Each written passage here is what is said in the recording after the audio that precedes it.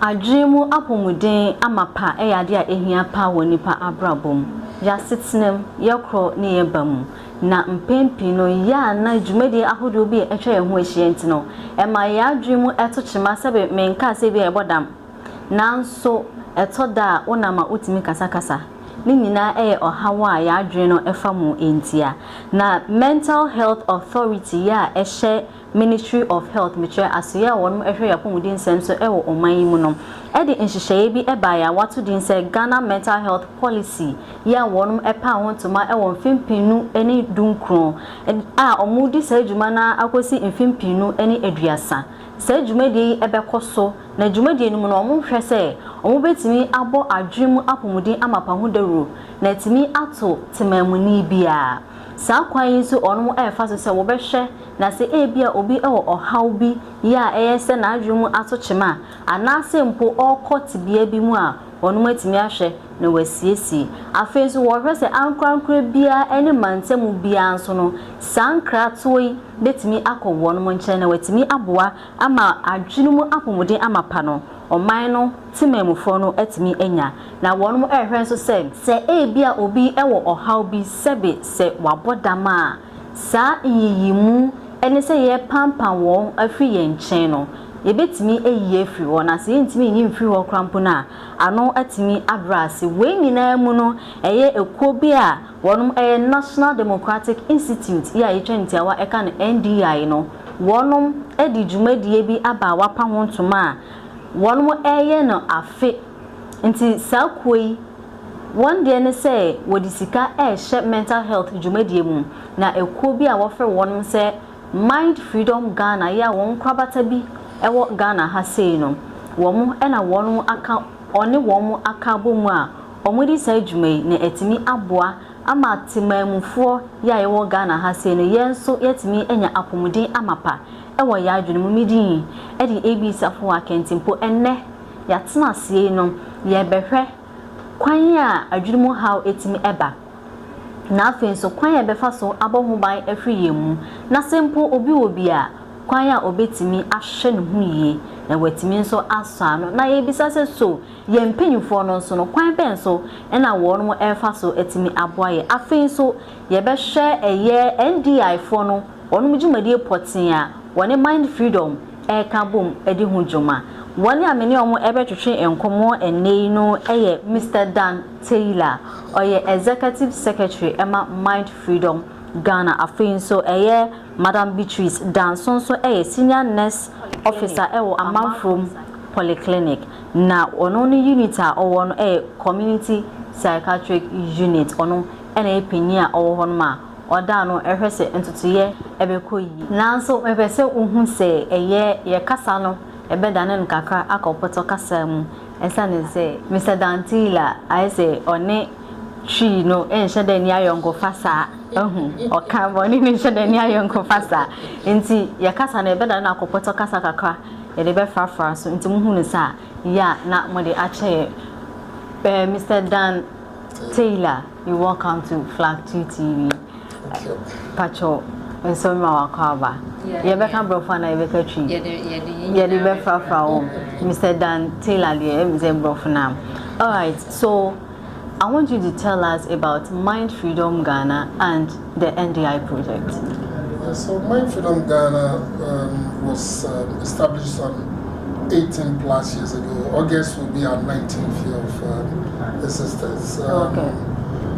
Our core activities are based on 4 areas, namely advocacy, awareness creation, prevention, and research. Okay. Our organization's mandate has to do with issues of mental health and the rights of persons with mental health conditions as to how they be able to live their lives in a very normal way in terms of how everybody's supposed to live in a community. Our work, as I said, has to do with those 4 core areas that we work with. Together with other organizations, especially Mental Health Authority and other organizations, NGOs like Mental Health Society of Ghana, Basic Needs and others, we've all been working together. And I must say we've been working very closely with Mental Health Authority over the years. Talking about this project, which is funded by the National Democratic Institute of the U.S.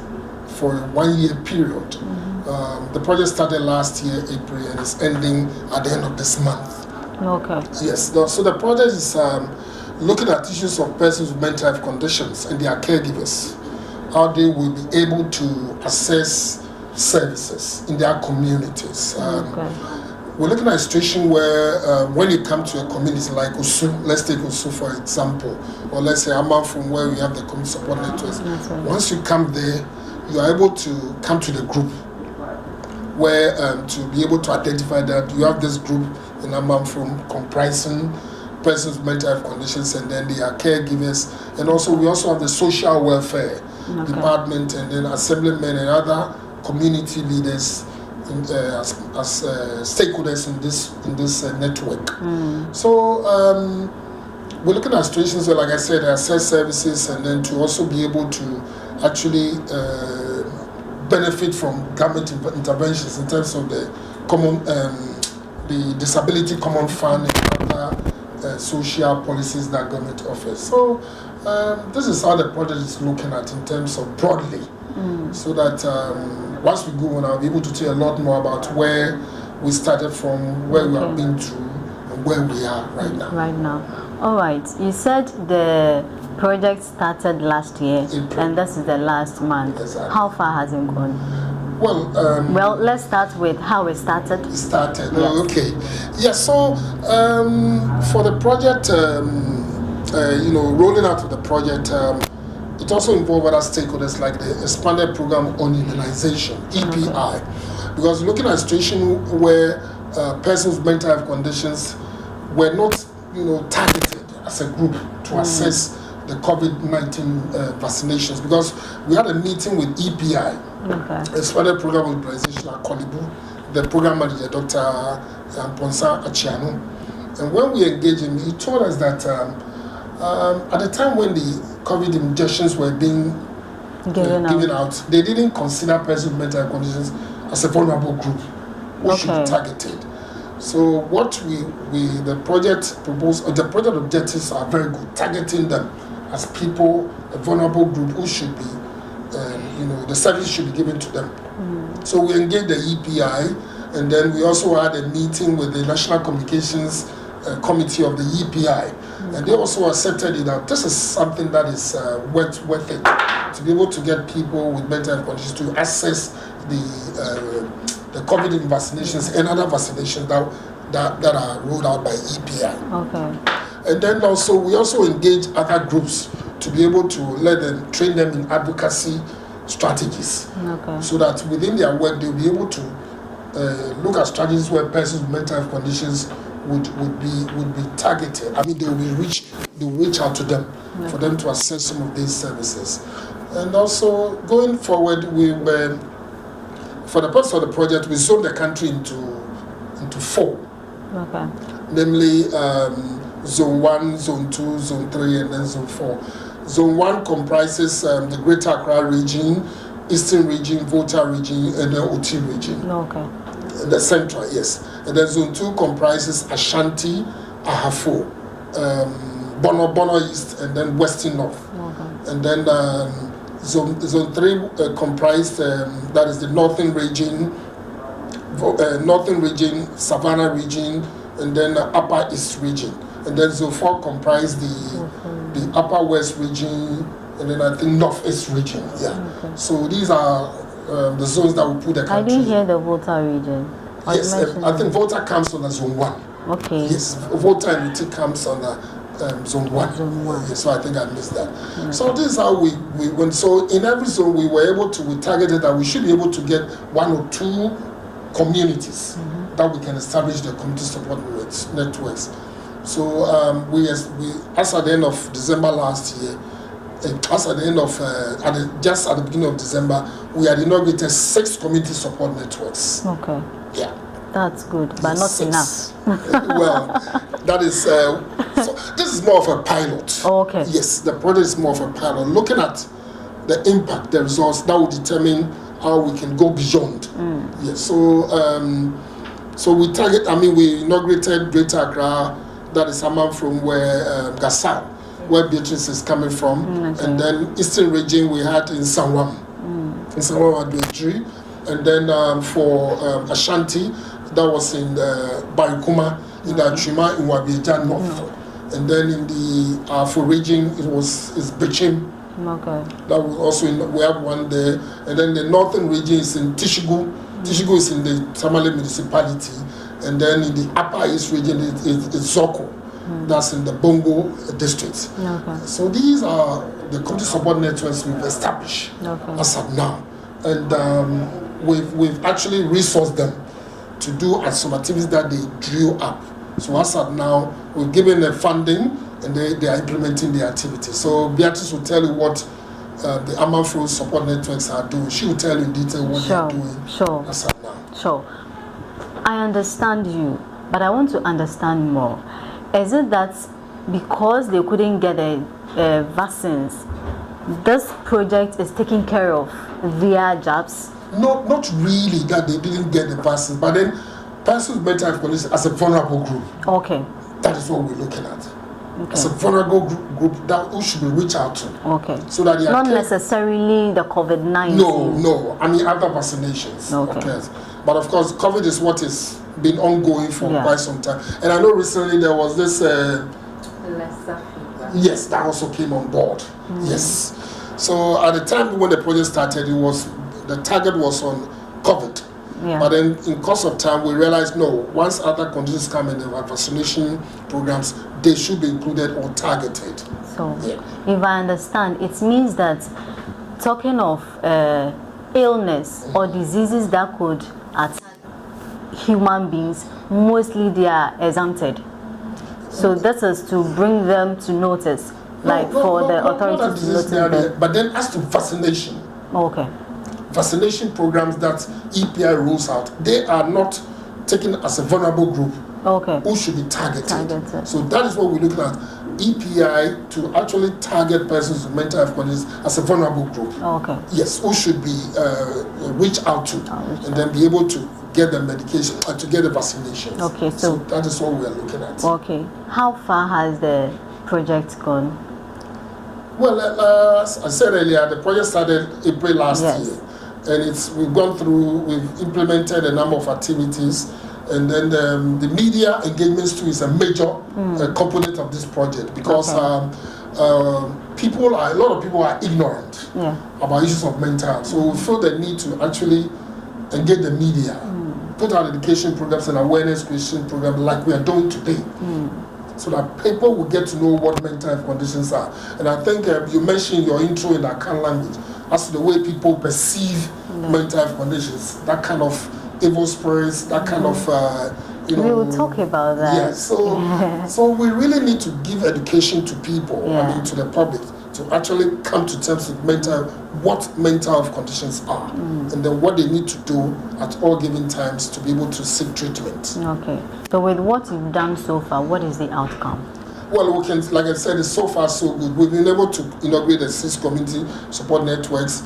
We've done the media engagements where people have called in and then they've been given the necessary responses as to what they need to do in terms of when they see some of these conditions, they come across them, what they need to do and all of that. So I can say it's gone quite well as we speak right now.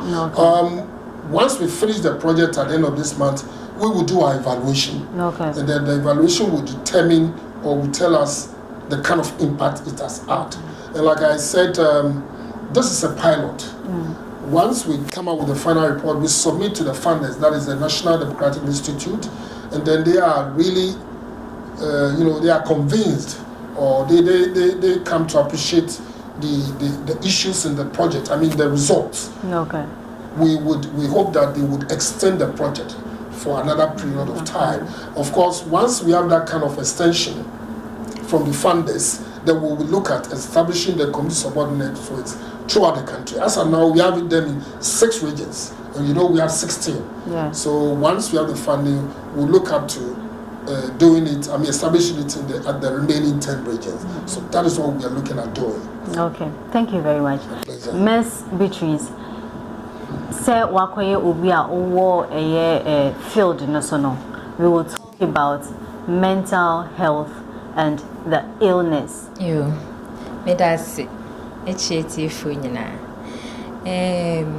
Say ka say obi mental health eya na ye patch say nipa no etimi dwen yie. Okay. Otimi dwen yie. Ne ye nyina eye pepepe esisi so pepepe.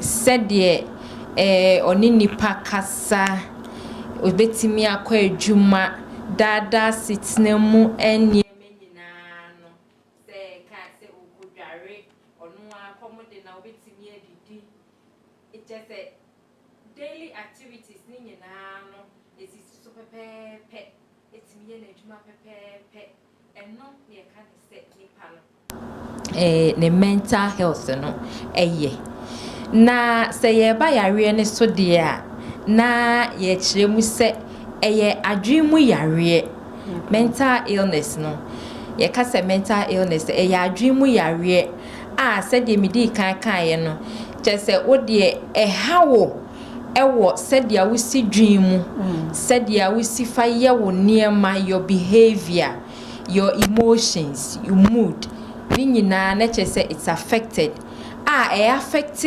se odada sitna mu niema na che se wankasa enkan se dware edidie kura na obe free se ehu hia wunidi adwuma onko obe kokora na senya obesi a obeye adwuma no emfa kwan mu na ye hu se esisaye bi aba oni ye mu ne wasitne mu bia nipa a wonte sa na afe ye behwe no na waye din waye withdrawn onkasa nipa ho wa onko nipa mu na chese ebi wo hokra na ba wo mutiri mu se omunku wo ho yes baby edu no especially with depressives no those with depression na suicidal ideations ba adwene mu ani emiku me ho kra na ye adwene no na kasa esansa atoche maninti enne wiase ohaw ne amane bia ofam a ontumi ninti no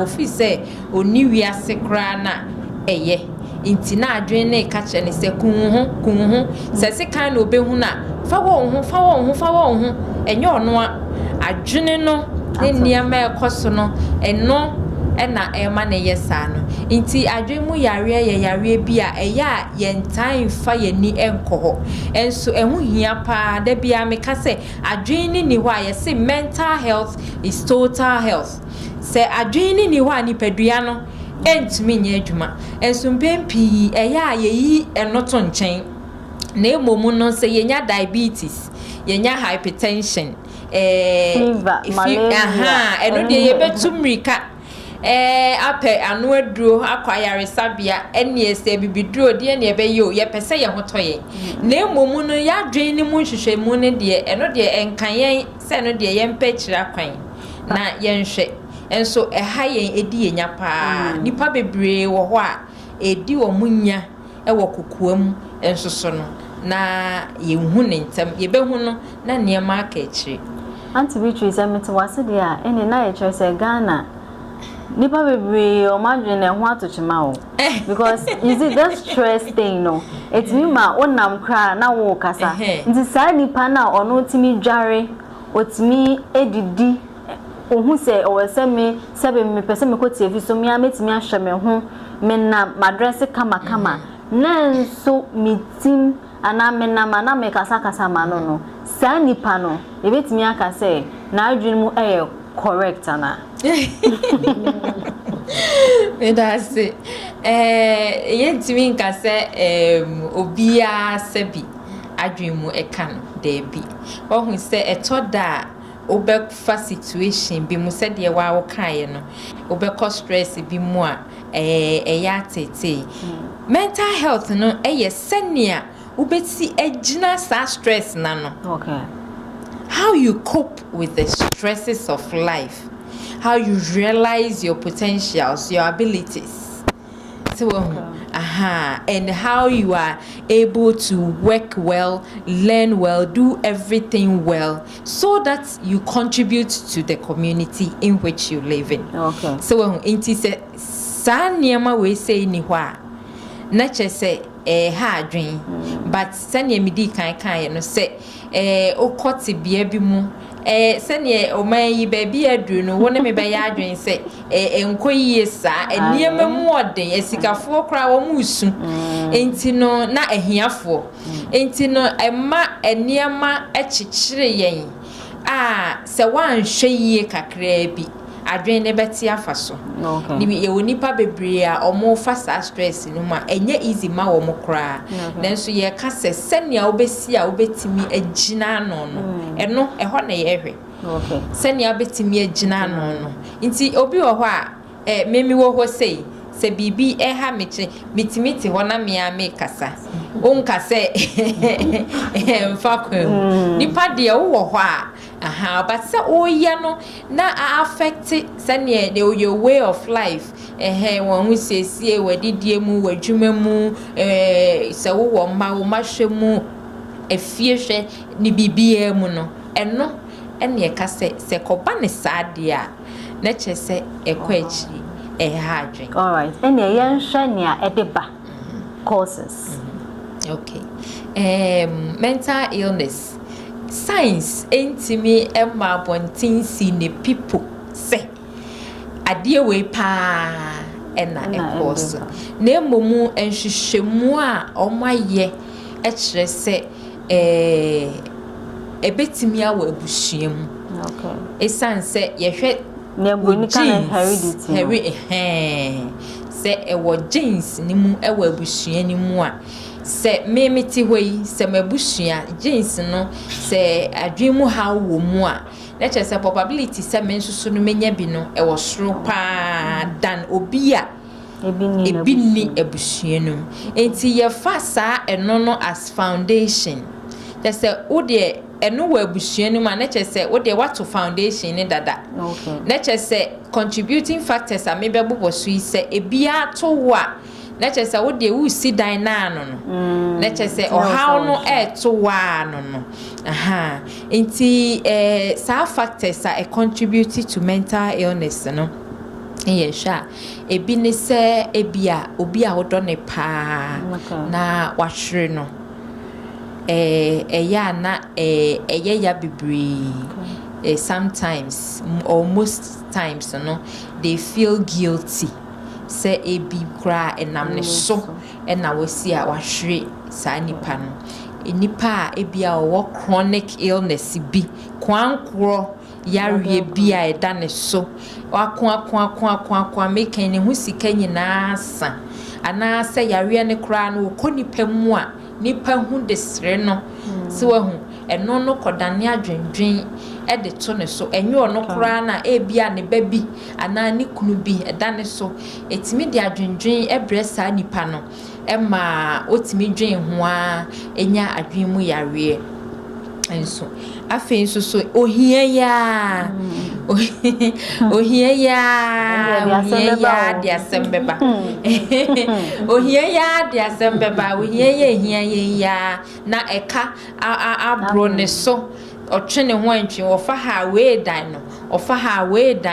ofa he anmu adwendwen enso so etimi de adwen mu ha ne ba na sane awo kan too much stress bia wo de wo bio nanso adwuma mu ye twon ha uni time wo ye we adwuma bu so honko stress no o psycho fear de da ho se wa hu enumu adwendwen eno nso so etimi ekofa adwen mu ha de ebrew ye ka se ye bobo so a edoso ye famofra childhood abuse, neglect, trauma se maame no na papa ni na brema ne ba no kwampo emofra titiri onwa bofra wotete na oba na unyamrema no ebia unyamrema no kra na ebia bibi kakra bi po se wahu ene bia bofra na wofo emmen no na woni obia ye besese no ewo mofra mu defilement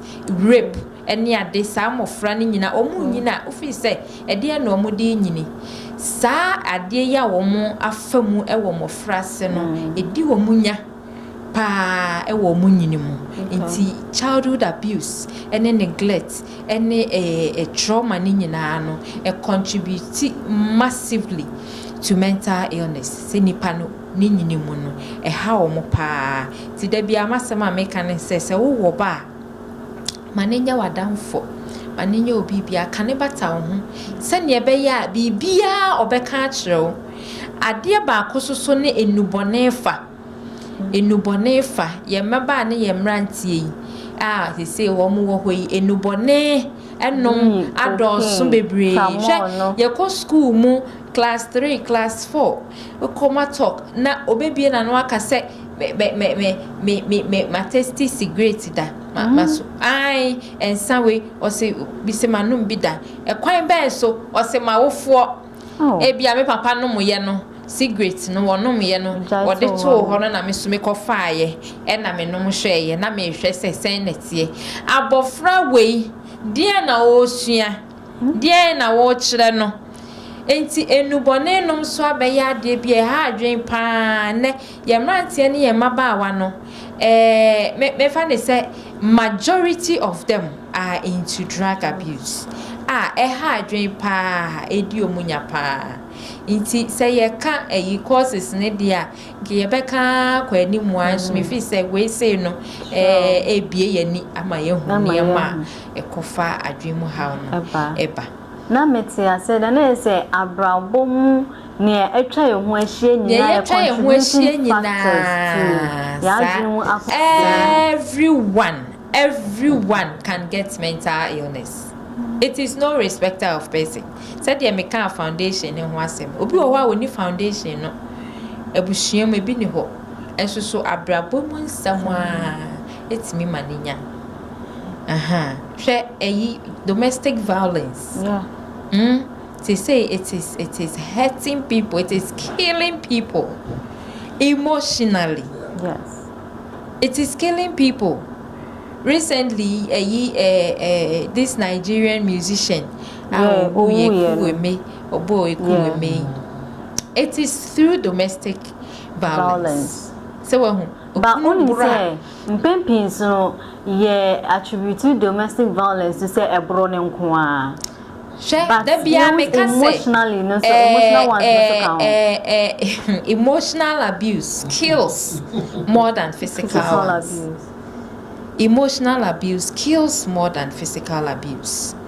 Inti sana ya bro no na ono so otiase won ohun ni se oye Kristo ni okwa free aware ya se die ben na society ni beka o hwe na asori empatemu a wotie the nation even internationally o hwe se edie na nkrofo beka me nkrofo hwe me so asua me inti mi koja ya aware we yi a edie na nkrofo beka no wotim na emotionally psychologically no na hete no or dwen ho enso a ontimi mfirim nipa kakra bi na kosate bia no mo mutimi firim o mo ye bold enough etimi firim se wa hu na most of them ema no a omo se bi omo ni adwuma bia ye na omo ne mema tie mema na eto drugs or tontos or tomako or tomatches enu nti no fi se sorry na we ya ba enti se be ma no oye ni bibia oni ba bia akọ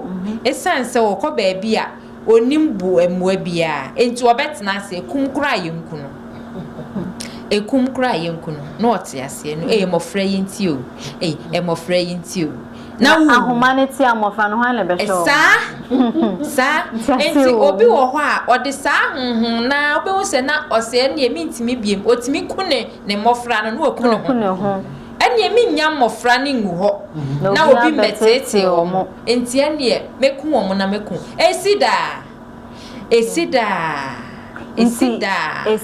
na kwan benso ena yefa ehwe won mo jo nyame adom sesei no yewo community psychiatric units ewo Ghana afana nyina every district ewo community psychiatric units and now for your major hospitals ne krana they have wings unlike first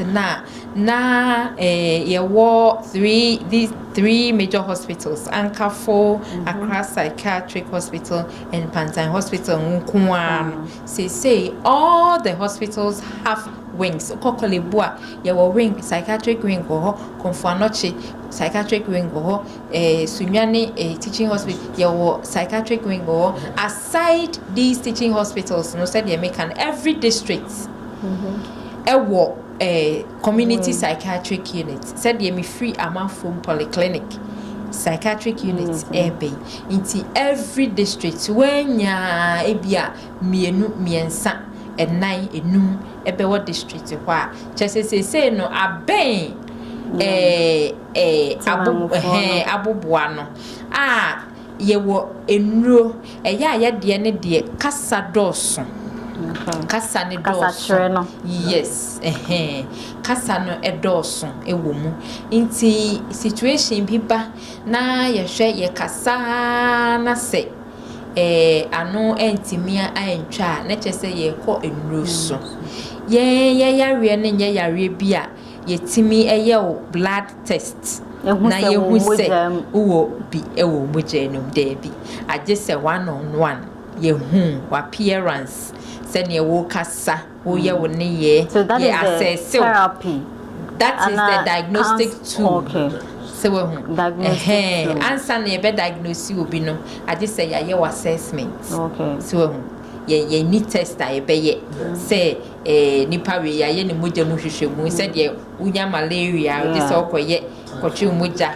ne de keka ho de bi we de ye be ubeba e wo se ye hu ye ni bo hu ape e bia o dressing kra no so we be kire e be ka bibia kire ye matim na ba ko na so ai e be timi aka bibia kire ye ubie wano a ansema obekano obeshasia obekasa no okay so kan bibia kire ye okay nti ye hwe ni nyina from head to toe ye assessment na se nipa na nka sample de ontimi nka se ma adwene mu kama obi wo hon so a said ye make no wo na appearance is very good okay na momu obi na no a na obi hu se ho na asem no inti ye de no nye blood test okay na nye eyi scan ni eyi bia eye assessment nti mo ye assessment ni wi a ni ye hu se wo no o fall into ebia mood disorder who fall into psychosis. And say you want yes, ye wo mu ahodo.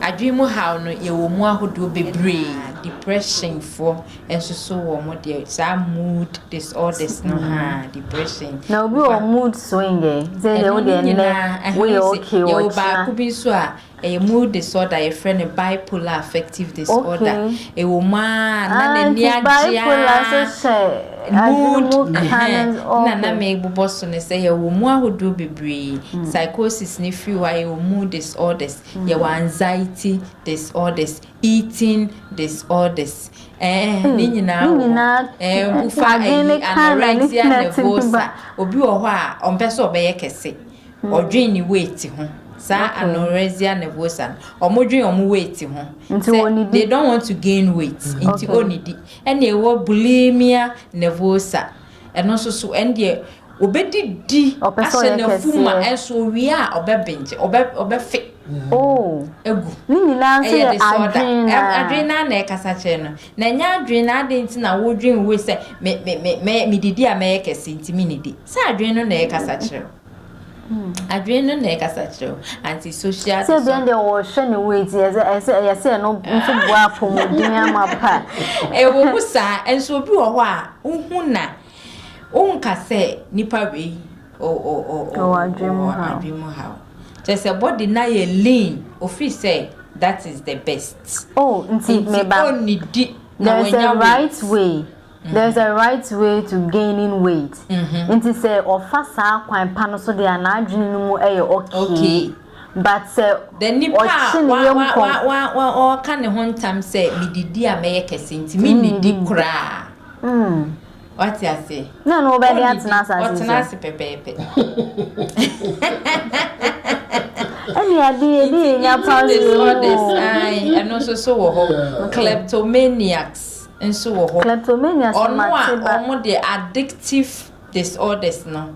Those with addictive disorders no kleptomania obi a on the da hwa ne nsa ha no ohu obi ade obafa adwene ka se fa na wafa yare obefa entrotwa say entrotwa and then da subai and psychopath you from intelligent psychopaths let's say na say adwene wo kan o de be di hu sisia ya ka say ya o ma no na ye de ma no ye de na addiction na musu ye wo mo a enubonefa ono so de o ye ne den eno na ye hu se e serious na ne ma de be ka se me fa ni na ka na no die ye was psychosis schizophrenia ekeka ho enomo no na eho na obehu hallucination a big word I'm waiting for her to learn schizophrenia no the tintin ni tintin nyina ne say split I say adwini mu ache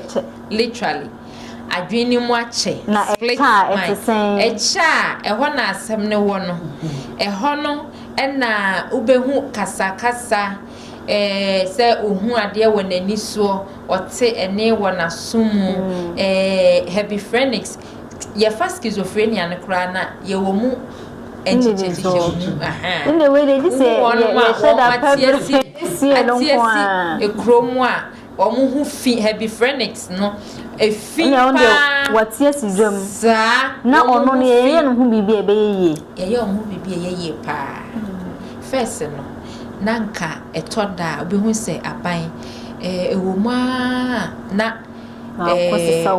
personnel co street no akosesa omo ene omo ba na ye adwuma kese pa maye especially at the hospitals no 3 psychiatric hospitals no hona na ye do omo ba inti omo ba wa hweso obi ana wanam abonten odware ye mfia henie ni tirinwi te sei ni nyina you are taking care of them so ena ya eche se ye do omo tu aduru so afi omadwen no bebe fi ye wasafo ni bebri asese ye hu omo kira kwan a wo maka hospital ho okay aye me fa ne se omo abeye hospital na dia se wo hu ya fa omo yiye adwuma nkakra na omadwen nse se emu da ho se emu da ho nti ono no na obetimi de na to aduru so amana yeye no meka na empempi ni yeka say prevention is better than cure. Okay. Nti se we hu se ade na eboboba no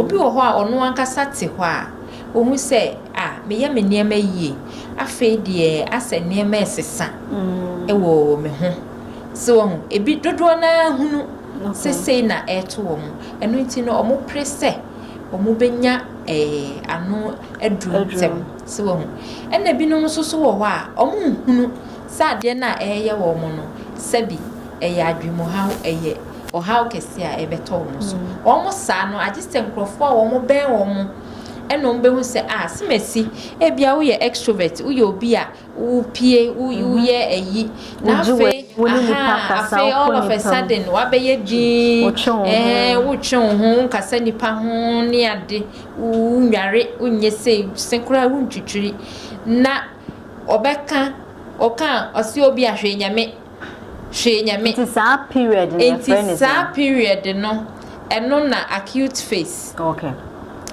eba no nti se wan hwe ye no anso anote na afi oba be ye heja so hu aggression bem na o kasa na afi wan say the person is becoming a threat one to him or herself and to the family, to the community, and everyone around. Inti na make can say it is broad. Ye wo munchiche.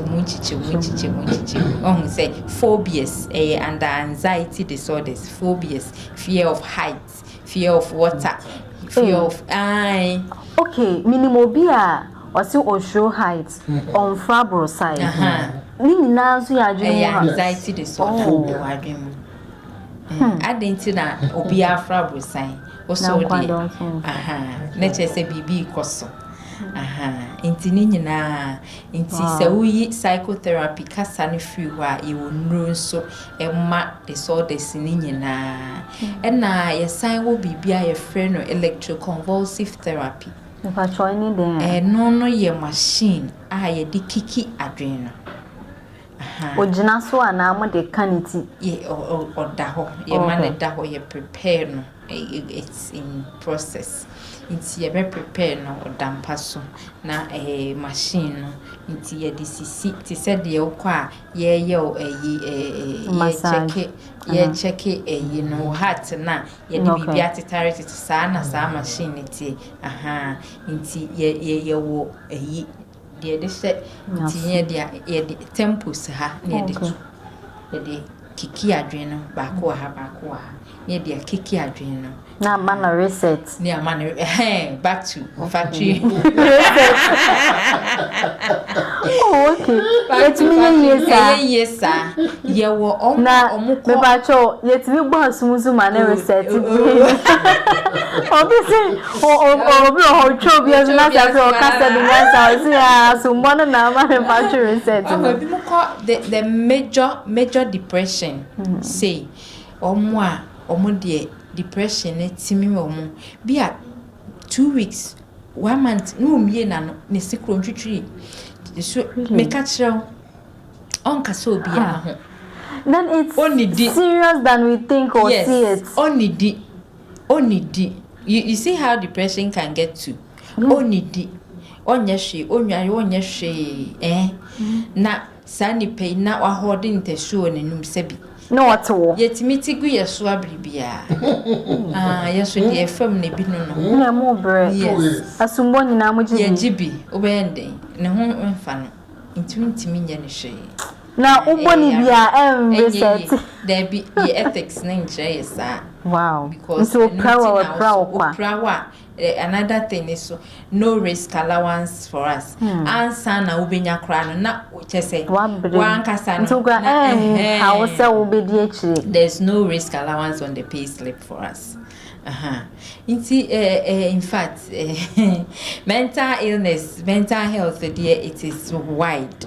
It is wide pa inti send me boss on your psychotherapy kasa ene ye wo enuro ne so a wo befa ena afi ye wo machine na itimi di keke adwene ECT inti we need to act fast time bia ya ye say yen so anu ntem send ye be ya enkwa akire bebre inti face na obesha say akasa obe threat na eno no wadru stage ekwa akire stay wo say na wo mama di no inti sa stage bebe say nya time obi a onya bida na onya bi no o shas acute stage enti se wanso ano na se ekwa ebetimi abeye kwankro ebinum bebre wo ho a shase a ebia kasa kire kra no ebemu a bibia timi resolve na omo a entimi resolve at that point aye de on beto aduro so no na chese o kwa aduro na so akọ heaven o fa aduro na akọ heaven ye nnuro no yenya de woto so a na chese o befa bedru baby a ye betimi atete so dosage no ama wa na se ho fo no utimi yo bibia there are a lot of people in the community, doctors, lawyers omo hadwin mu hawo enso mo ye omo nwuma pepepe entina make sure we say mental illness no is no respecter of persons etu obia asofo etu obia enti sa wo hwe ne say me de me wo ho no bibi sa ntimi nyeme nti se wo hu nua a wo sa atebienum na se wo de besere no a se bia na wa hwe wo ho se eni akire ewiase a ye we die se de ne me ekɔidi eni akire bibia betimi asi nti stigma for one ade a high pa you see our boss stigma so dear na mami bisa Mr. Dan Taylor stigmatization is one common issue with mental health disability. The moment the person goes to that period, I say people tend to draw themselves away from them. Why is it so? Well, the basic thing has to do with perception and beliefs. Okay.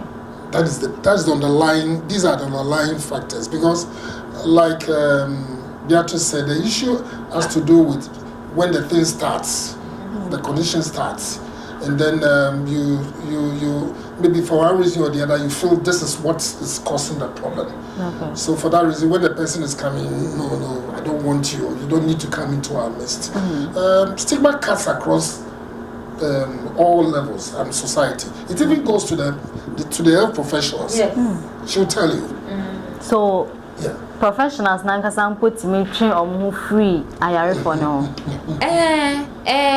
Even our own colleagues who are at different departments, they always see us to be, I want to get it clear. Yes.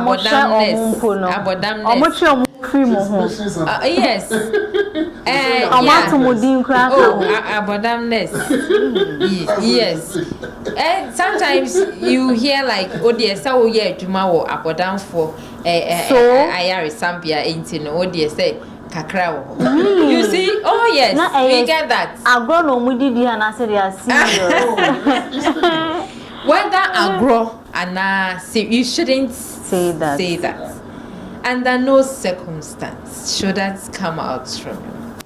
Show health work is simple. Health work na abontin so for. If ye so what they say they oye adwuma wo nti wo de oni wo ma ase. You see? Enti stigma ne de ade a eso a ha yen pa. Ha yen na your clients need to chew. Ade edi omunya pa.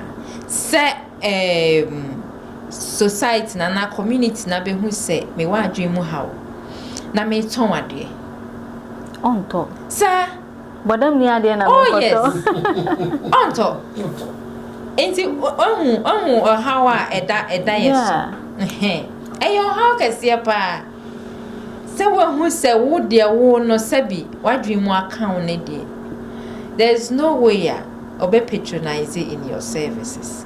And no higher pa omo school for a woman omo school they face a lot say omo mates in who say bibi sa e koso e fail die kese edi omo ha omo sign kra aggravate condition no e patcho aggravate no bubu so why la say ma bibi hwe ha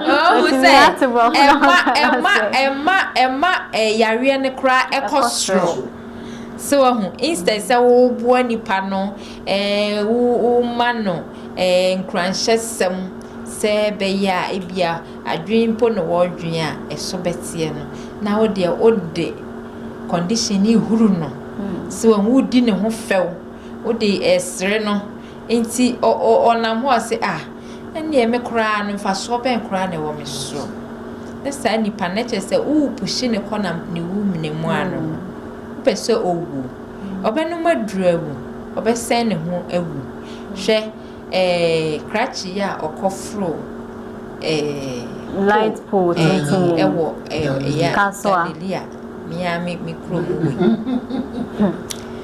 so nipa na no omugina ne nchen na could have prevented him. Yes, but they rather took phones to capture. Ontimi owe ontimi nko ba bia o de opa akọ me say ela crime is crime and for o de ubetimi omo no omugina wana o ma na kun no but senka womutimi ye oh krache ade asema ade ntia brafom ye kasa ye na open sa enso nipa the society, the perception, how they will treat you. It's mental illness dear ade bi eso na eni ni ho yen hwe wasem time bia no na ye yiye sinchen inti no nyame ye yadom na se yenya NGOs na omoso yasne se ya na che se eye ahonwa ho amayen na eye ye nika pa. Mr. Dan, yes. So what is your organization doing to help these people with their stigmatization? Yeah. So like Beatrice is saying, stigma is a major issue. And like I said earlier, it all has to do with perceptions and beliefs and all of that. And one thing that we always tell people is that mental illness is no respect of persons. Yes. Like Beatrice has said, it's no respect of persons. So it could be me, it could be you. I mean, and then the situations come where people, because they are not given the right attention, or they are stigmatized, or they are excluded, it rather tends to, like to use the word aggravate. It makes the situation worse, so that they become even more withdrawn. But all that we keep saying is that you shouldn't stigmatize a person with mental health condition. It is treatable. Okay. And let us even equate it to AIDS, HIV/AIDS. I mean, when it came, people were, but then it came to a point that they realized that this is treatable or manageable. Let me say they are manageable. They are manageable. Once you take your medications, you follow the treatment regimen and everything, you're able to live your life normally. I mean, there are so many examples that I can give. In Ghana. Okay. Let me say in Ghana, even outside. You know, this guy, Ochame, what do you call this musician? Ochame Kwame. We met him at Kolebu at EPI meeting. He was there. And he told us he got COVID. I mean, he came out boldly to say he had COVID. And when he had COVID, he said he felt like he was about to die. And his spirits went very low. It was then that he said, hey, where is Uncle Sammy Kowu? I mean, he told us. And you were there. Yes, Uchame Kwame, this musician. So he said, I'm not an advocate of mental health. He coming out to tell the public that this is what I went through when I had COVID. I then came to the realization that I'm not extraordinary. It could happen to me, and it happened to me. Yeah. It happened to him. So all that we keep saying is that it's a matter of education and awareness creation, because the human mind is said that once you have that belief, some of them can be so much deep. But then once you keep educating them, you keep giving them awareness creation that, this is not how it is. It is because of A, B, C, D. So for that reason, this person is who he is or who she is. It's not a different person. It's not change. So it's a matter of constant education. Because there are times that we go into the communities for community awareness. They will be having a community awareness here. And you go there and you tell them about the various mental health conditions and then the kind of treatment and all that. Say, hey, let me name says, sir, I didn't know. I didn't know. But then it's just like, I see somebody here like that in a family or even the community. So once there's that kind of constant education, that kind of constant awareness creation, it tends to change people's minds and beliefs about it. And they will tend to appreciate the fact that, this is just like any health condition. I always tell people and give these examples that when somebody has hypertension, diabetes, or any other physical health condition, do you stigmatize them? You don't. You rather show love to them. For instance, when the person is in crisis, you quickly rush to see to his or her welfare in terms of seeking treatment. So it's just like any mental health condition which are with us. And like Beatrice said, there are so many of them which we don't really come to terms with. It is when it gets to that worst stage that people come to say, hey. So it's a matter of constant education, constant awareness creation that will make people to change their belief. It's quite a difficult thing, but then once you do it consistently, you do it constantly, it begins to change that view. Okay. Yes. So how has authorities addressed this issue? How have they seen, like, what are they doing to see to these people with mental disabilities? Well, the point is that like Beatrice said, now we have the treatment at the basic, at the primary levels. Like in Amafrom, they have the unit there. Let me see. I mean, looking at all the districts and even the regional hospital, even Kolibu didn't have it, but just about some 10 years back, they don't have it. Yeah, so it's not a matter of you going to, maybe because of stigma, you say, I wouldn't go to Accra Psych. I mean, you wouldn't want to walk in there for somebody to say, hey, this guy has got a problem. But you can walk to yes, you can walk to any other facility with a mental health. I mean, even when you go to the doctor and the doctor assesses you, he or she will refer you. Yes. So you refer you to the mental health unit. Okay. Yes, for assessment and diagnosis. Yeah, so once you come to accept, I mean, you develop the problem, you see the symptoms, you see the signs, you can walk into any facility and then go for treatment. Okay. And you'll be taken care of. Yeah. So what are some of the mechanisms put in place to reaching out and engaging with support groups, caregivers? Okay. Yeah, so as I said earlier, this support network were established to actually enable the persons with mental health condition and caregivers to access care. Okay. And then other stakeholders as to the social welfare staff and all of that. So at any point in time, and also the mental health. So this is how it will go. So we as the Mind Freedom Ghana have done this to actually augment what is already in the system. Okay. Yes. So it's not something new we are creating, but it's to augment and to make it, much more easier for people to access care. And let me also mention that our funders, National Democratic Institute, they are an organization that has to do with democracy. But then this is the first time they are sponsoring this kind of intervention in mental health. Oh, okay. So they do for other things. For democracy. Okay. This is democracy. You know about CDD Ghana? Yeah. When it's CDD, when it's election time, you see them all over the place. They have been sponsoring CDD for all the years. Okay. Yes, so this is the first time that they are entering into something that has to do with mental health. Mental health. And especially in our country. Yes, so this is an innovation for them. So like we said, once we get the good results, we get the results that are impactful, that would influence them for saying, no, this is something we must go in big, and then to cover the whole country. So these are what we are looking at, achieving by the end of the project at the end of March. Okay. Yeah.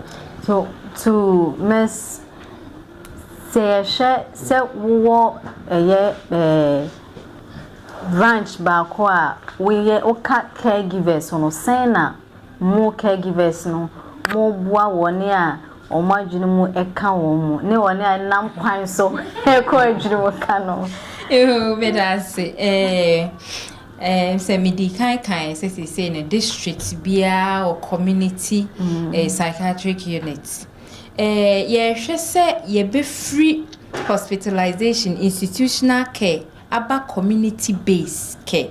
Enunti ene sa district unity etwa Ghana afane nyina ehia no nti se wo ba community no mu a ye wo ho se ono mu a se bi omadwe mu ka wo mu se wo makwakoda yare sabia a ye yi wo mu aton ye yi wo mu ba fie no how would they are we able to follow up?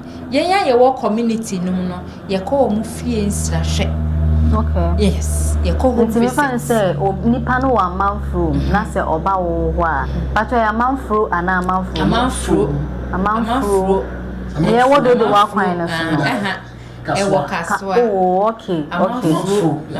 Nti say bia nipa no wa kaswa amanfru eba bia me fan say nipa ne te kaswa.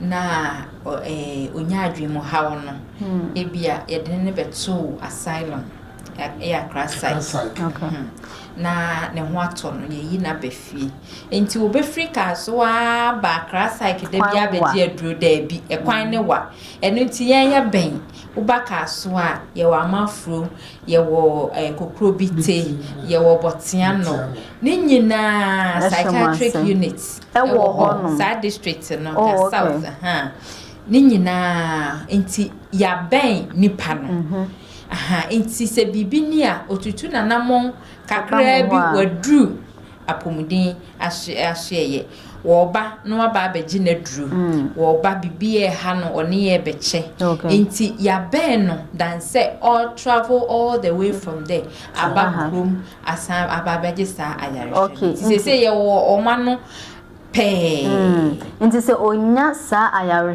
ni wi a na wo kan ema me bisa na say wo ubesi afato ho so say obey follow up yes wo follow up ye home visit ye home tracing say wa ba no se ye behwe ba bia wotie na afi ye to aso ne ye besra wo ye bi wo a ye kwa ya na ye omo fra ma say oyare na obi enya ne ho adwempa na wo ba besra na ofi ya na anika kwa na omo ni age a ebinom so wo ho a oba obeka cho say me de me mpese wo bebe fie ade ababes se stigma ne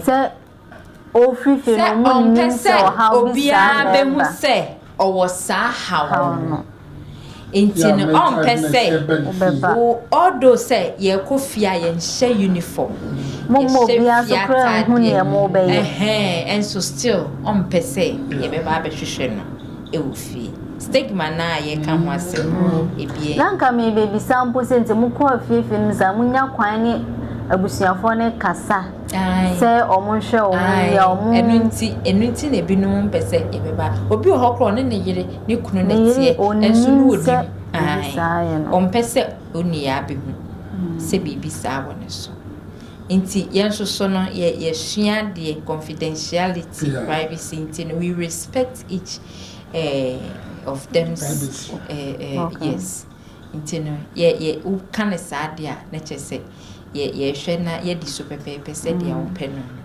aside that no omo a ebobo ba no e hya ase no mo ba community level na itimi hwe wo mo bi ana ye kasa kire keke be kasa kire mo ye hwe de so bro ye so a ye ntimi e wo community wona then we will refer to the hospitals na omakwako ebia nipa no hia admission se ne wo ye kika ne ade no obi hia admission na ya refer quickly to the hospital nti etese ya wo yare a wako hospital na mo ben na mind freedom edemamo you me da se eba ho no a say last year latter part of last year initial mind freedom na omuba ya kachi no de omude beto yenim said the Mr. Taylor kan na say omonso enya fundes ompese omoso omo wadwe mo how asene nitiu ni say covid no enti no ye hia ye no eboaye ema ye nkrofo na omunyanya covid vaccination no etimia vaccinate omutimi enya immunization no ewoye enna eno so echi no omo so yasne say make us say yi egu akwan mu a nyame ya adoma wo chena ye skills training e de ama ye schizophrenic group ye wo groupings pe yare no schizophrenic groups ye wo seizure group any categories into we omo a afi na eba no omo wadada okay omo wadada inti omo wo yare friend schizophrenia inti omo no ma campaign omo ho campaign obi a wo ne fie omo ba be ji adrum e wo ye inti yenim wo mo omo ya we omo so bai ye nyina ye hia ne my freedom for ye nyina ye hia wo mo ye yi ahwefoi ne client no so ye nyina ye bai bi hia wo ma omo so de omo wo no omo de to ye nyina enim inti no ye chinanyame ya adoma skills training Amanfo Polyclinic for our schizophrenic group. Ye chere omo liquid soap ye. Wow. Yes, chere omo ice cream eye. Free, funded by National Democratic Institute. Senior Mr. Taylor D. Kai na my freedom for so the following week, 24th of March, and also so Omada Roma, yes, I a health walk.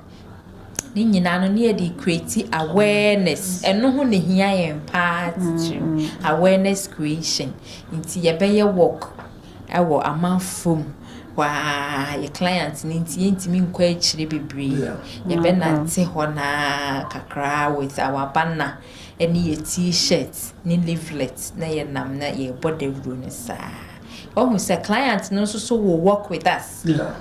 That is the most important thing. The clients will work with us. Inti eno chere send ye sensitization no akwa. So yare na omo wono omo tiase. Omo editum say it is part of them. Inti no say no enye ferie. Enna enye yi omo agi atum. Na money omo ko nante nipa mu nipa hu. Nipa enna make no say omo mfa hu say sans so omo hu say yare no abeye part of them. There is nothing they can do about it. But me personally say I'm concerned about stigmatization. No, say mo ko kire omo say me na ye ni ice cream ye omo beton no bi kra go ka say na dinu mo kan so di bi akofra udu. And no ye another challenge, but the bia yes Nyankopon say ono a wo hwe ehu ehiafo mobo no edru yen so aya wo hu yen mobo sa nti da bia so ye nama kasa ye kan se ewo ho etu obia nti no omo hwe yie na omo anhwe omo a omo wo no se omo de in quotes omo nkanipa ho nti ye boy no ho da wuro bebre na manfo no so kakra omo tumuba sa adwemu ha na wo ho itimi tu obi anti ni se me hu sa tu obi a me desere no nti e no so bebo ama se mena no wo mu sua na wo mu koye a wo mu ton a ye beto ice cream no wo mu ya wo mu koton a ye beto. Okay, Mr. Dan, why do members of the support network get their counseling from? Well, that is also arranged by the mental health workers as part of their work. Like she said, the issue of psychotherapy is part of their treatment. So once they look at situations, they assess, and they see the need for someone or people to get the necessary counseling, they'll do that. So that is their main job, which they've been doing. So like we said, whatever we are doing now, it is to augment what is already existing, and also to make it very firm on the ground. Especially when it comes to Amanfo, you go to Bichim, you go to Barikuma, you are able to say there's this support group.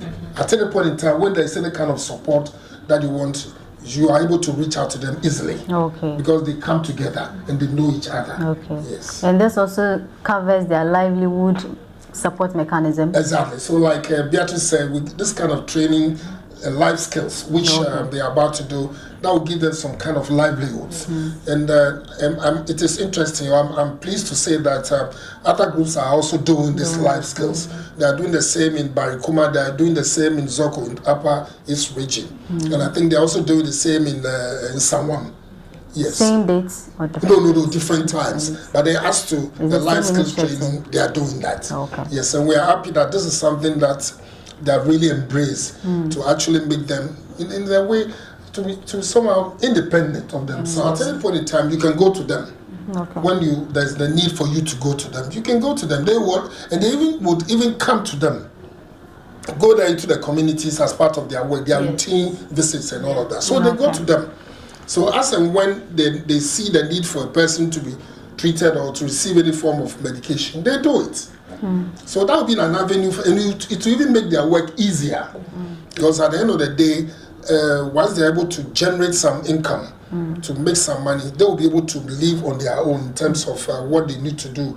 For some to buy their medications and also to take care of their life, their needs. Yeah. So It's something that is very, very delightful, that they have the skills training that they can learn something from. Yeah, it will also help those who pick.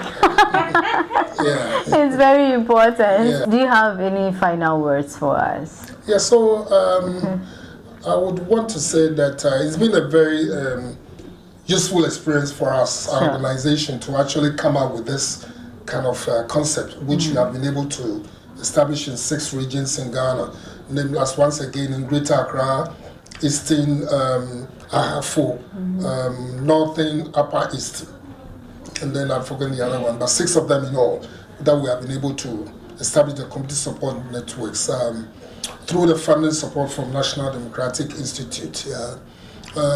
What we're looking at doing, what we're expecting very strongly is that this kind of arrangement would continue, depending on the funding, the continued funding support from the NDI. We thank NDI for giving us this opportunity to be able to reach out to the vulnerable in our society.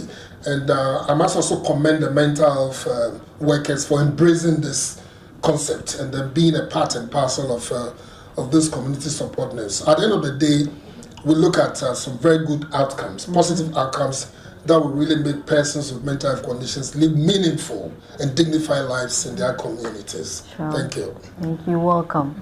That's it, Beatrice. That's it. In fact, yeah, dear, Debbie, me kase ye try ye ja o man ye BBA mu. Enti se ye nya semufo na omo so ye yasene se ya. Eya na ye niji ya nwawa bebre. Enti in fact omo ba ye no ye niji yie pa. Ni enim se asama omo kan bia no. Omo de be ye adwuma. Na omo aye nsoso. Enti ye beda NDI mind freedom for asi bebre. Na ye kase ye si Oliver Twist.